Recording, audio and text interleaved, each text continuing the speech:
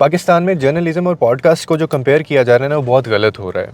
अभी आप देखते हैं हर दूसरा बंदा उठ के कंटेंट क्रिएटिंग या वो किसी भी टॉपिक के ऊपर बोलना शुरू कर देता है और अजीब तरह के जो है वो कंट्रोवर्शियल होस्ट या फिर अजीब तरह के गेस्ट सामने आ रहे होते हैं जिनका ना कोई प्रॉपर बैकग्राउंड होता है। अभी मैं हाल ही में एक इंटरव्यू देख रहा था, रेहान तारिक साहब, उनको मैं सुनता भी हूँ बड़े क्रेडिबल आदमी हैं, बड़ी एफर्ट्स हैं उनकी और मैं पसंद भी करता हूँ उनको, अप्रिशिएट भी करता हूँ उनके काम के लिए।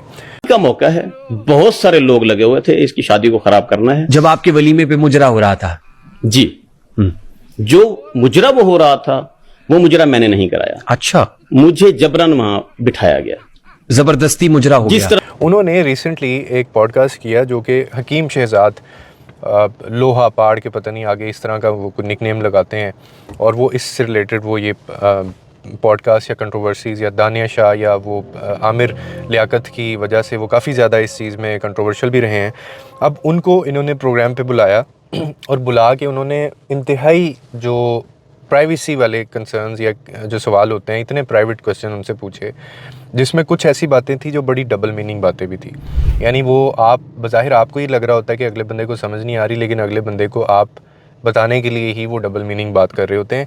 अब उससे मुझे रेहान तारिक साहब जो हैं, मुझे थोड़ा सा उनसे इख्तलाफ है, वो ये है कि आप बजाय किसी ऐसे गेस्ट को बुलाने के, आप बजाय किसी ऐसे बंदे को बुलाने के जो ज़रा सेंसिबल है, जिसका कोई बैकग्राउंड है, जिसकी कोई पीछे से एजुकेशन है, जो किसी सर्टिफिकेशन के साथ आ रहा है या जो मतलब कोई वैल्यूज़ के ऊपर बात करने के लिए आ रहा है, आप एक ऐसे बंदे को प्रोग्राम पे बुलाया, अपने आप बुलाते हैं जो कंट्रोवर्शियल है और उसकी कंट्रोवर्सी जो ऑलरेडी जिसकी वजह से उसको हेट मिल रही है सोसाइटी के अंदर, आप उसी को डिस्कस करते हैं और आप नो डाउट अपनी तरफ से अच्छा काम कर रहे हैं। आप उनसे आपने पूछा कि आप जो बेचते हैं या जो दवा या दवाई आप देते हैं उसकी सर्टिफिकेशन क्या है आपके पास, आपने दानिया शाह से शादी की, आपने उसको क्या दिखाया, आपका निकाह नामा या आप अपने आगे ये नाम क्यों लगाते हैं, मतलब इससे और दो चार चीज़ें ऐसी थी तो बड़ी प्राइवेट थी। अब उनका जवाब भी वो बड़ी उन्होंने खुल डुल के दिया।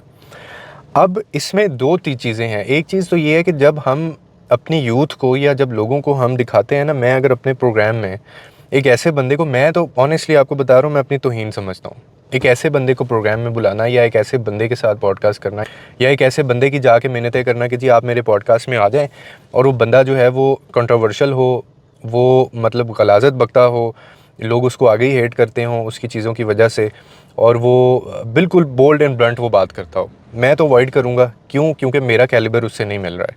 ठीक है, तो रेहान तारिक का कैलिबर बहुत ऊपर है। इन्होंने एक पतलू के ऊपर इंटरव्यू किया था, पतलू के साथ, जो वन ऑफ द बेस्ट भी और फेमस भी और पहला इनका इंटरव्यू था।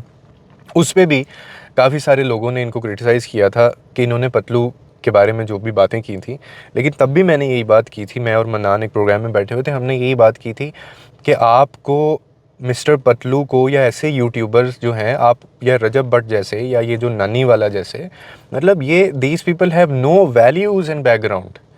मतलब ये ना पढ़े लिखे लोग हैं, ना इनकी वैल्यूज़ हैं, ना इनको ज़िंदगी गुजारने का कुछ सलीका है। All they know is how to earn money. इन लोगों को सिर्फ पैसा कमाना आता है और ये सारी ज़िंदगी में पैसे कमाने के अलावा कुछ नहीं कर रहे हैं। और ये जब ये दुनिया से जाएंगे ना ये लोग, तो अगले दिन लोग इनको भूल जाएंगे। क्यों? क्योंकि ये एक ऐसी चीज़ पे काम कर रहे थे जिसने कोई प्रोडक्टिव काम नहीं किया ना, कंट्रीब्यूशन सोसाइटी के अंदर नहीं डाला। इन्होंने खुद ही अपनी ज़िंदगी में अपने आप की याशी या अपना लाइफ स्टाइल, अपनी गाड़ियाँ डाले, ख़रीद लिया, बेच दिया, सोना पहन लिया, इस तरह की चीज़ें।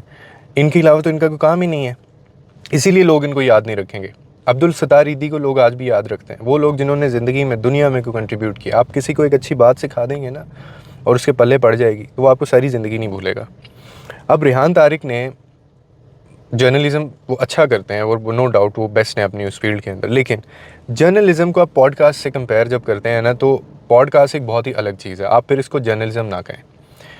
तो मेरे ख़्याल में, मुझे क्रिटिक्स आप कर सकते हैं मैं अगर गलत बोल रहा हूँ, और मैं बड़ी उसमें विद ड्यू रिस्पेक्ट ये कह रहा हूँ कि रेहान तारिक को शायद ही नहीं करना चाहिए था। कि मतलब ऐसी आप देखें ना, मुझे जो लोग सुनते होंगे, आपका मुझसे कोई ना कोई आपकी एक्सपेक्टेशंस होंगी। अगर मुझे कोई दो चार लोग सुनते हैं तो उनकी मुझसे कोई एक्सपेक्टेशंस भी होंगी, यार उमर ये बात नहीं कर सकता, या उमर इस लेवल पे गिर के इस हद तक अगले बंदे के इस लेवल तक नहीं जा सकता। अगर कोई इसको गाली दे रहा है ना, तो ये आगे से उसको गाली नहीं देगा, ये उसको कहेगा यार भाईजान मुझे माफ़ करो, आपका रास्ता वो मेरा रास्ता ये, तो आप ना, मैं आपको गाली नहीं बक सकता हूँ, मैं अपनी ज़ुबान गंदी नहीं कर सकता। इस तरह की चीज़ें आप एक्सपेक्ट करते होंगे। तो इसी तरह रेहान तारिक साहब से भी मैं कुछ चीज़ें एक्सपेक्ट करता था जो कि वो शायद अब नहीं कर रहे हैं। और वो ऑफ कोर्स ये व्यूज़ के लिए भी होता है, हमारी भी ये कोशिश होती है हम ट्रेंड पे बात करें ताकि उस पर अच्छे व्यूज़ आएँ, लेकिन साथ में ये भी कोशिश होती है कि मतलब हर आए गए चीज़ के ऊपर बात ना करें, ठीक है। जैसे कि वो नसीबो लाल के घर बच्चा पैदा हो गया, मैं इसके ऊपर वीडियो कुछ लोगों ने बनाई भी है, तो ये क्या ख़बर है या इसके ऊपर क्या बोलना है, उसकी ज़िंदगी है, उसके बच्चा पैदा हो गया नहीं हुआ, तुम्हारा इस चीज़ से क्या ताल्लुक है। तो इसलिए अब आपको एक और मज़े की बात बताऊँ, चाइना ने रिसेंटली एक लॉ पास किया है। अब आप देखें जो तरक्की करने वाली जो कौमें होती हैं, उन्होंने ये लॉ पास किया है कि वहाँ पे किसी ने व्लॉगिंग करनी है, किसी ने कंटेंट क्रिएट करना है, चाहे कोई यूट्यूबर है, चाहे कोई टिकटॉकर है, the person have to have any certification in that specific topic जिसके ऊपर वो बात कर रहे हैं। यानी अगर आप वहाँ पे कंटेंट क्रिएटर हैं, आप व्लॉग्स बना रहे हैं, आप एजुकेशन पे बात कर रहे हैं, आप साइंस के ऊपर बात कर रहे हैं, आप क्लॉथिंग के ऊपर बात कर रहे हैं, आप वैल्यूज़ के ऊपर बात कर रहे हैं, आप मोटिवेशन दे रहे हैं, आप इंस्पायर कर रहे हैं दूसरों को, तो आपके पास वो सर्टिफिकेशन होनी चाहिए, अदरवाइज़ आपको जेल हो सकती है। और ये बाकायदा कानून चाइना के अंदर पास हो गया है। और दूसरी साइड पे इसको वेरीफाई किया जाएगा उनके एजुकेशनल जो सिस्टम है उनका, उन्होंने अपने जो एजुकेशन के अंदर सिस्टम में कुछ ऐसा मैकेनिज़्म बना दिया है कि वहाँ पे भी जो स्टूडेंट्स जो हैं उनके जो इंटरेस्ट हैं, अगर वो उनसे हट के अगर कोई बात सोशल मीडिया पे वो कर रहे हैं, तो उनकी डिग्रीज़ को वेरीफाई किया जाएगा कि भाई इस बंदे की डिग्री है भी है या नहीं है, इस बंदे ने जो बात की है उसका बैकग्राउंड ये है भी है या नहीं है, इसको कुछ पता है, इसकी कोई सर्टिफिकेशन है या नहीं है।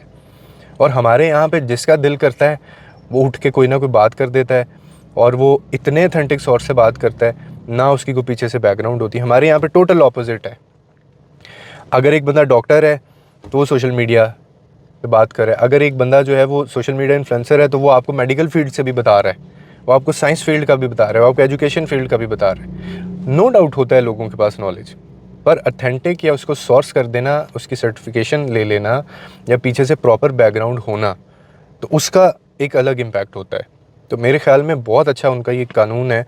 और यहाँ पे हमें देखने को मिलते हैं इस तरह के पॉडकास्ट में क्या होता है, कंट्रोवर्सीज़ के अलावा कोई चीज़ होती नहीं है, लड़ाई हो रही है, गाली है, झगड़ा है, उसको जवाब दे रहा है, वो दूसरा उसको जवाब दे रहा है, वैल्यूज़ नाम की सीखने की चीज़ कोई हमें मिलती नहीं है। तो आई होप आपको इस वीडियो से कोई ना कोई अंडरस्टैंडिंग मिली होगी। I just shared my opinion and my perspective. आपका क्या है आप कमेंट सेक्शन के अंदर बता सकते हैं। लोगों के लिए आसानियाँ पैदा करें, रब आपके लिए आसानियाँ पैदा करेगा।